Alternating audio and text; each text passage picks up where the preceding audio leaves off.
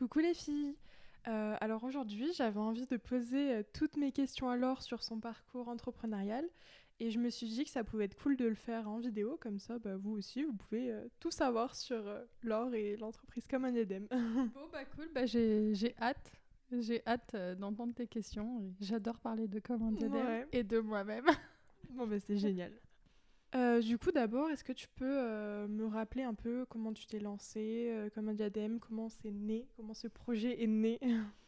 Dans ma tête, d'abord. Ouais, Comment j'ai ouais. eu l'idée. En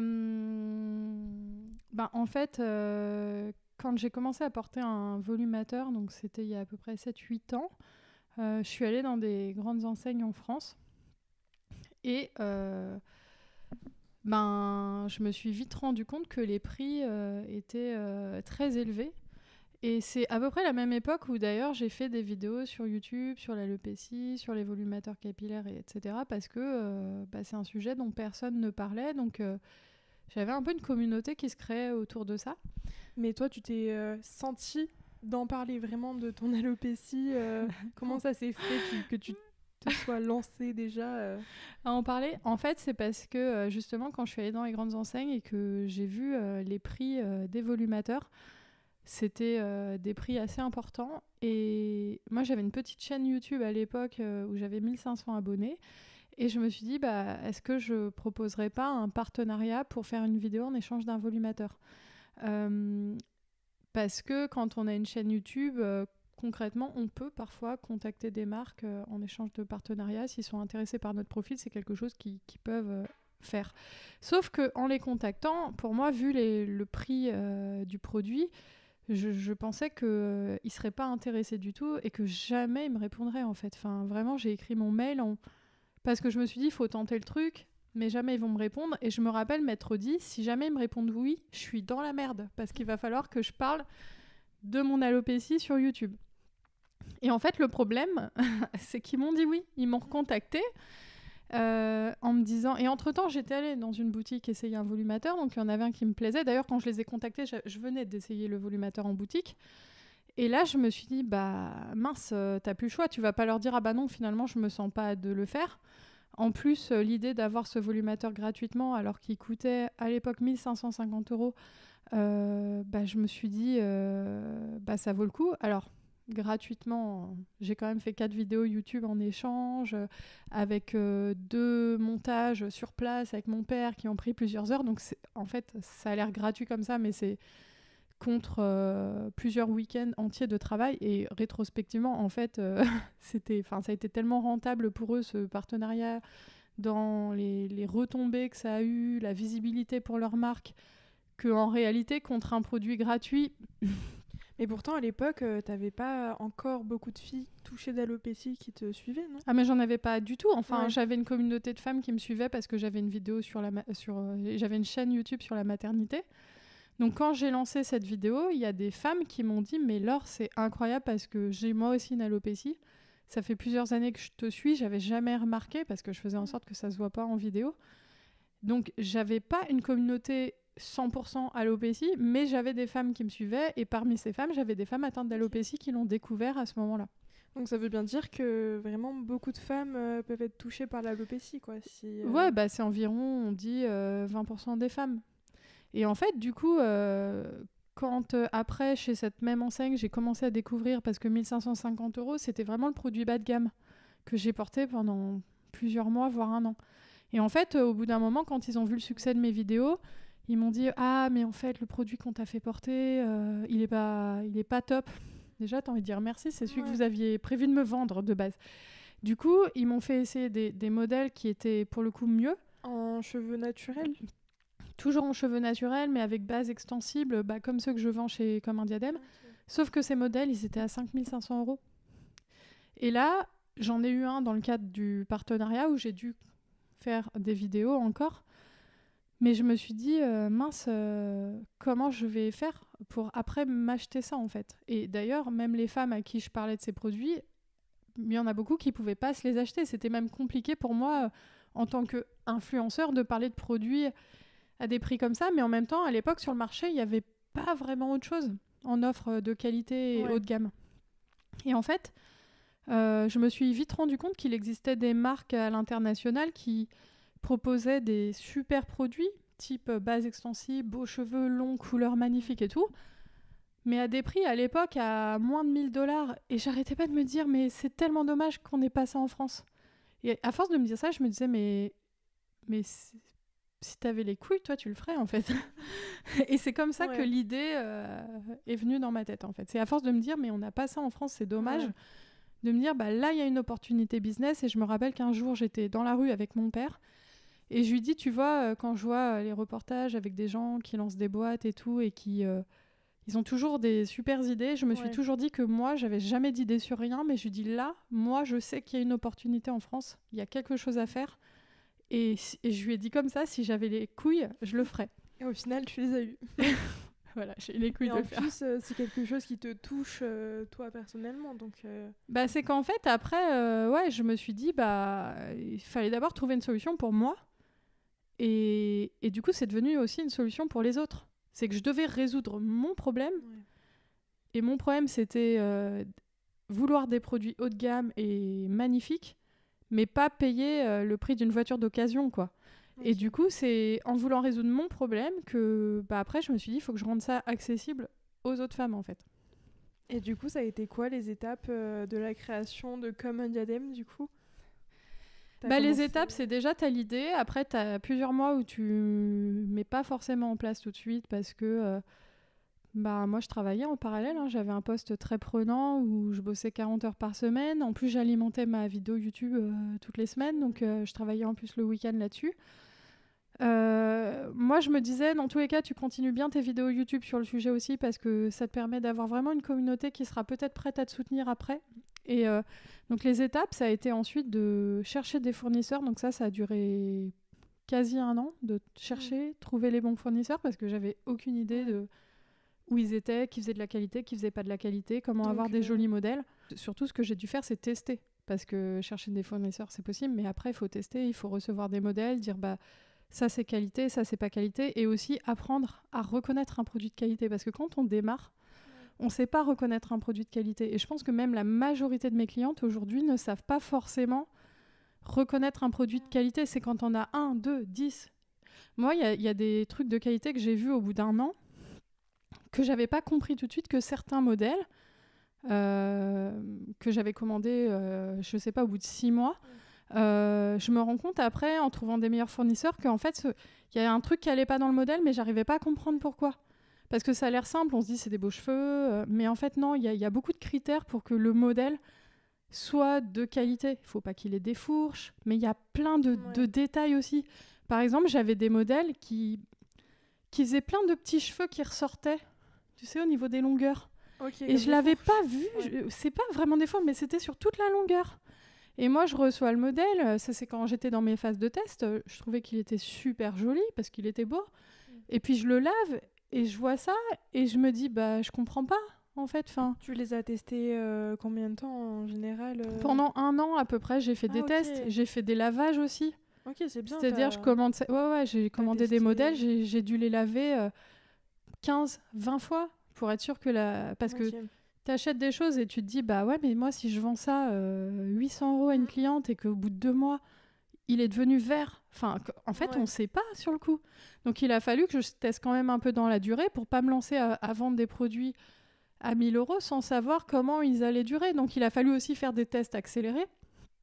Tu les portais aussi tous les jours ? Il y en a un, en fait, que j'ai commencé à commander chez les fournisseurs, je me suis d'abord servi moi. C'est-à-dire que c'est des modèles que j'ai portés et dont j'ai pu vérifier sur la durée qu'ils étaient bien. Mais après, je pouvais pas tout porter non plus. Donc, quand c'était des couleurs que j'avais jamais, moi, testées et tout, tester la durée d'une couleur, il faut quand même du temps. Donc, même si moi, j'ai pu porter pendant 7-8 mois mon propre modèle, qui était à la base un brun, que j'avais passé en blond en plus, bref. Il a fallu, sur certains modèles, que je fasse des tests un peu en accéléré pour pas lancer la boîte dans 4 ans pour dire, mes volumateurs, ils durent 3-4 ans.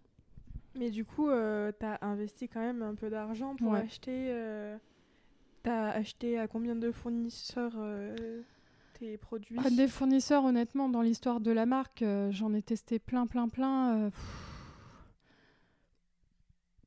Depuis le début de la marque, au moins une vingtaine. Ok. Au moins. C'est J'ai même beaucoup. pas souvenir de tout, en fait, mais avant de lancer, je dirais une dizaine, et après, moi, j'ai continué à toujours chercher à avoir mieux.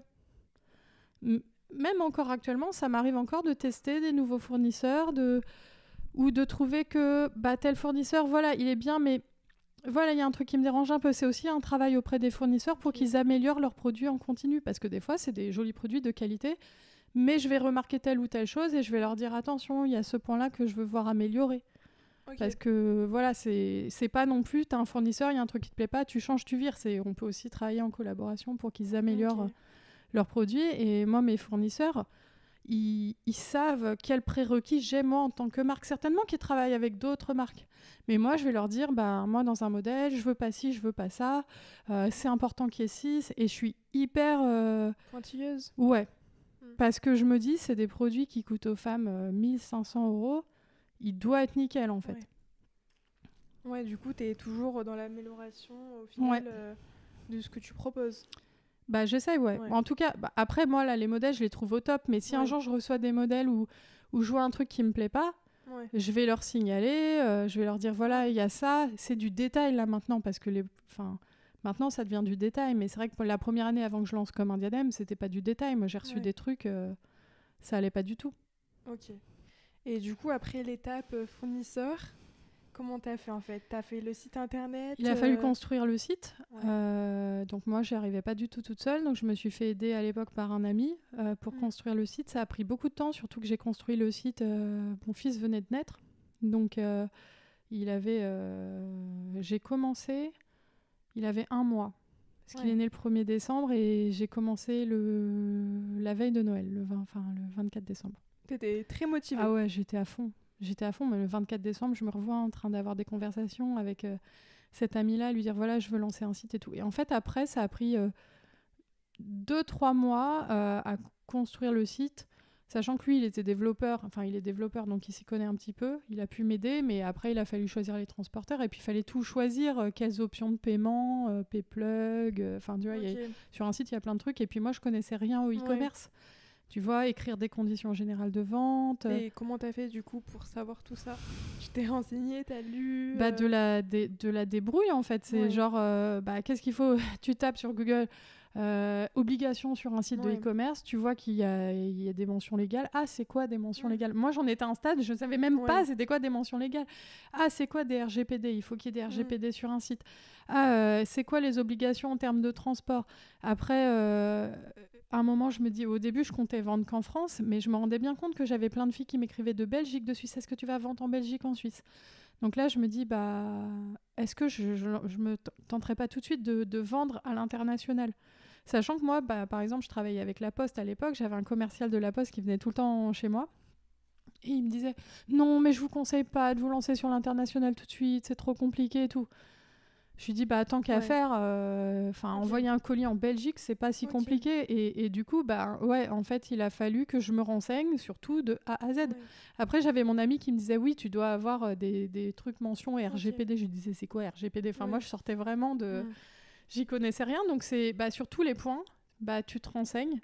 Même sur des trucs à la con, mais quel statut d'entreprise choisir? Il y a plein de trucs comment on facture? Moi, je suis arrivée dans ce monde-là. Je ne savais pas qu'au début, fallait facturer hors taxe quand tu étais auto-entrepreneur avant un certain plafond et qu'après, il fallait facturer de la TVA. Enfin, vraiment, je sortais de... Donc, il a fallu se renseigner. Moi, des fois, c'était même en pleine nuit. Je me réveillais avec mon bébé là, à minuit et jusqu'à 2h du mat, je lisais des trucs sur comment on facture une TVA, à partir de quand, comment on la déclare. Tu étais vraiment animée par ton entreprise, ton projet? J'étais animée par l'entreprise et le projet et surtout, j'étais toute seule. Donc, personne ne pouvait me renseigner. J'avais pas à l'époque un comptable, personne. Donc, je me suis débrouillée avec les infos. Google est ton ami dans ces cas-là. Et j'ai énormément appris, mais surtout sur les douanes, sur les systèmes de facturation, sur la comptabilité, toute seule en fait. Ouais, c'est quand même c'est énorme tout ça.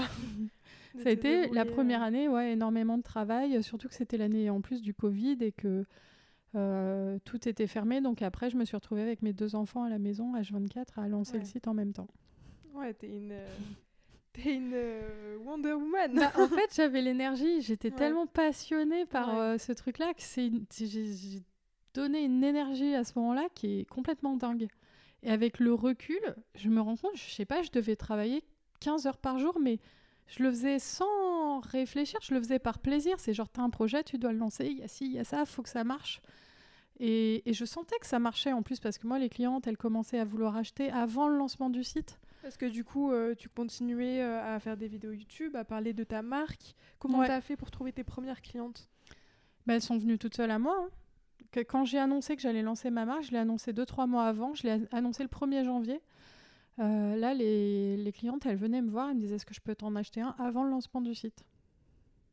Du coup, j'ai commencé à le faire avant le lancement. Alors, l'entreprise existait déjà depuis plusieurs mois parce que j'avais dû la créer avant. Et ça m'a permis déjà de me rendre compte que le projet, il était viable parce que je vendais avant même le lancement.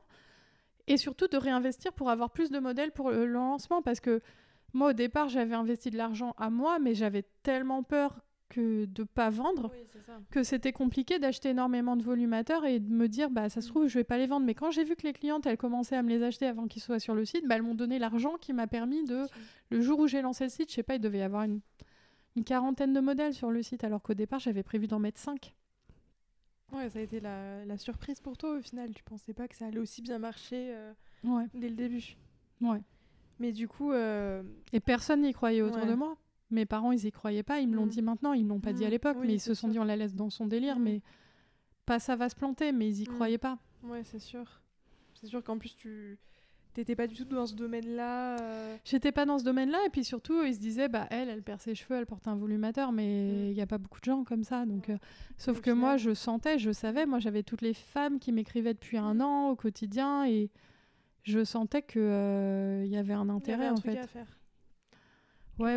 Et est-ce qu'au début, il y a des choses auxquelles t'as pas forcément pensé de suite? Parce que c'est vrai que quand tu crées une entreprise et que t'es pas trop dans le domaine... Ah bah, quand tu rentres dans ce il domaine y a de que ça des choses l'entrepreneuriat, auxquelles j'ai pas pensé. ouais. Enfin, j'ai pas pensé que au bout d'un moment je devrais facturer de la TVA. Ouais. Donc mes prix n'étaient pas calculés en fonction de ça. J'ai pas pensé que c'était une entreprise où il y avait des grosses charges parce que les volumateurs coûtent cher et que donc le statut d'auto-entrepreneur il serait pas du tout adapté parce que j'allais payer beaucoup d'impôts mais j'allais rien pouvoir déduire en tant qu'entreprise. Donc moi je me suis équipée à acheter des imprimantes, à acheter plein de choses. J'aurais pu déduire la TVA de tout ça et je l'ai pas fait et pendant un an j'ai tout acheté donc sans rien pouvoir déduire. Donc il y a plein de trucs auxquels j'ai pas pensé. Enfin, je me rendais compte des problèmes au fur et à mesure. Ouais, quand tu les découvrais, quand tu disais ah mince. Bah ouais, c'est ça. Ou même en termes de conditions générales de vente, quand t'as un retour où il se passe ci, ça, tu te dis bah ouais, mince, j'avais pas pensé à mettre ça. Enfin, donc j'avais anticipé beaucoup de choses parce que je suis pas non plus une fille qui fait n'importe quoi, n'importe comment. Mais il y a aussi énormément de choses. Le statut de la société qui avait été mal choisi. La TVA qui allait arriver que j'avais pas pris en compte dans les prix parce que le problème c'est que au bout d'un moment un auto-entrepreneur il doit facturer la TVA donc en fait le prix il est plus élevé pour le consommateur sauf que moi c'est arrivé tellement vite étant donné que les volumateurs ils se sont bien vendus que d'un seul coup je me suis dit mais mince en fait mes produits je vais devoir les augmenter quasi de 20% parce que maintenant je facture de la TVA sauf que j'avais habitué les clientes à avoir un prix hors taxe. Et si j'avais su qu'au bout de 3 mois, j'allais passer le plafond, bah, j'aurais peut-être mis dès le départ les prix comme ça parce que bah, ça fait déjà une augmentation de prix importante que beaucoup de clientes n'ont pas compris. Ouais, bah, c'est des choses à savoir, mais du coup, tu as appris toi toute seule. C'est énorme, je trouve, franchement. Pour moi, il y a plein de choses. Bah, franchement, l'expérience entrepreneuriale, c'est ce qui... Alors, je dirais pas que c'est ce qui m'a le plus appris dans la vie parce que bah, j'avais avant un doctorat en microbiologie. Donc, en microbiologie, j'ai appris énormément de choses aussi. Mais en tout cas, sur même les règles françaises en termes d'économie et tout, ça m'a énormément appris.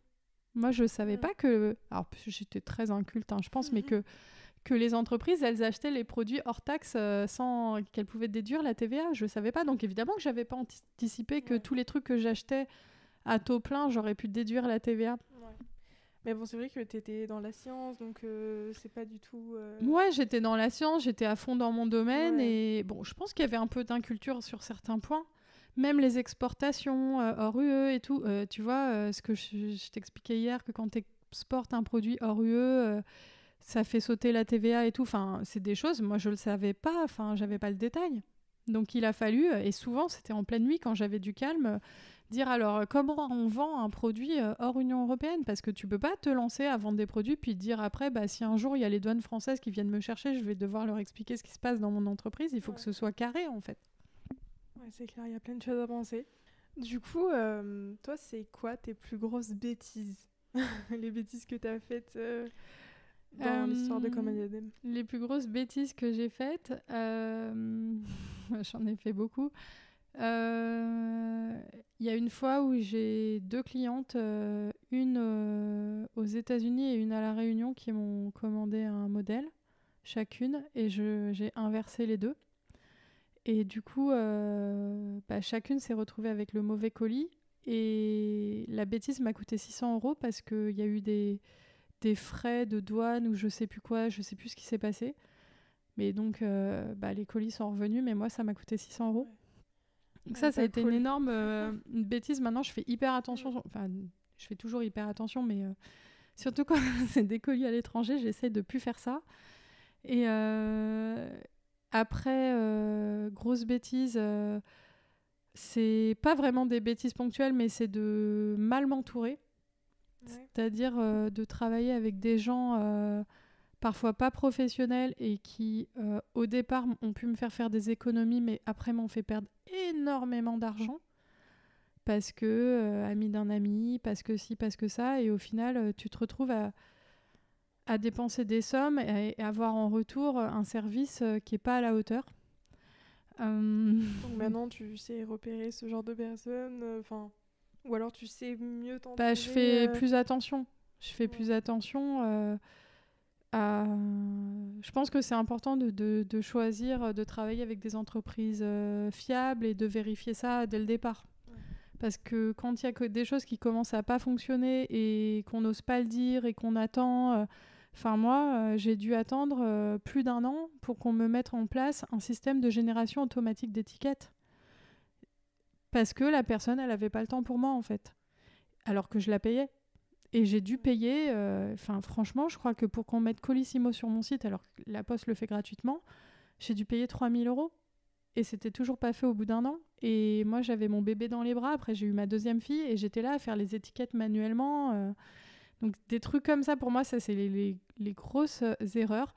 Pareil, j'ai choisi un mauvais comptable. Et du coup, j'étais obligée de vérifier la comptabilité derrière lui. Et en fait, l'erreur, c'est pas de choisir un mauvais comptable parce que ça, on ne sait pas d'avance. Mais c'est quand on voit qu'il commence à y avoir des erreurs, de laisser traîner parce que pas le temps de changer, parce que c'est compliqué, parce que ça va le vexer, laisser un comptable nous parler mal.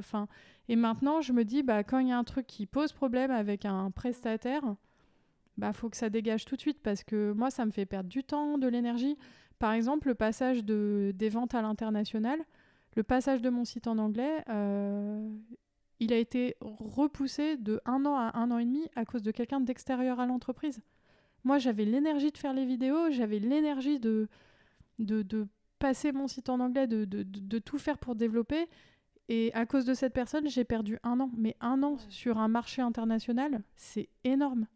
C'est énorme. Donc j'ai perdu, je pense, à cause de gestion, beaucoup de temps, beaucoup d'argent, beaucoup d'énergie, beaucoup d'énervement. Les recrutements aussi, faire attention au recrutement. Parce que juste dire « Ah, ça a l'air sympa, allez !» et être trop gentil. Voilà, c'est... Franchement, des erreurs, j'en ai fait. C'est simple, j'ai l'impression que je l'ai fait à tous les niveaux. Ouais. Et c'est comme sur les volumateurs. C'est amélioration continue. C'est bon, là, t'as fait telle connerie. Bon, comment tu fais la prochaine fois pour que ça se passe mieux ? C'est bien, au final, tu vas finir parfaite. Je pense pas quand même, parce que j'en fais quand même encore, mais c'est vrai que il y a tellement de domaines. Alors là c'est des bêtises vraiment générales sur l'entreprise, mais après, des bêtises... Après, il y a aussi, alors ça, c'est arrivé très très rarement, mais Des filles qui me disent « Ah alors, ouais, tu pourrais me renvoyer ci ou ça parce que j'ai un petit problème de clip ou quoi ?» Ok, je le fais. Et je le note pas. Et j'oublie. Donc des fois, un léger manque d'organisation sur certaines choses. Alors que de base, je suis quelqu'un, je dis souvent, je suis pas organisée, mais je suis très organisée. Mais des fois, tu gères plein de trucs en même temps. Moi, des fois, je regarde mes messages Insta, je suis là en train de faire une coloration. Je me dis, faudra pas que j'oublie de le noter. Et en fait... Tu t'éparpilles un peu. Ouais, voilà, je m'éparpille. Et surtout, je me fais trop confiance. Genre, je m'en souviendrai. Ouais. Donc ça, ouais, grosse bêtise. Qu'est-ce que j'ai fait d'autre Mais j'en ai fait plein, mais... en fait, l'entrepreneuriat, ça te met face à beaucoup de problèmes de ta propre personnalité. Ouais. C'est-à-dire les failles que tu as dans ta personnalité, elles vont rejaillir dans ton entreprise. Donc, autre problème, c'est pas une bêtise, mais trop se laisser faire par les clientes. Ouais, c'est vrai que... Mais moi, tu me connais maintenant, je commence à me faire un peu respecter, mais il y a 3 ans, c'était n'importe quoi. Les clientes, elles me faisaient réserver des modèles pendant 1 mois. Au final, elles venaient pas, elles me l'achetaient pas, elles me prévenaient pas. Enfin, c'était vraiment... mettre des limites claires aux prestataires, aux clientes, à tout le monde et à soi-même, se faire respecter sa marque, c'est important. Après aussi, erreur, pas me faire aider. Mettre autant de temps pour me faire aider, tu vois, par toi, par quelqu'un. Vouloir tout faire, tout gérer. Et... Ouais, du coup, j'imagine que tout ça, ça te fait grandir aussi toi intérieurement. Enfin, un peu, ouais. Je dis un peu parce que ça prend du temps, mais oui, j'essaye...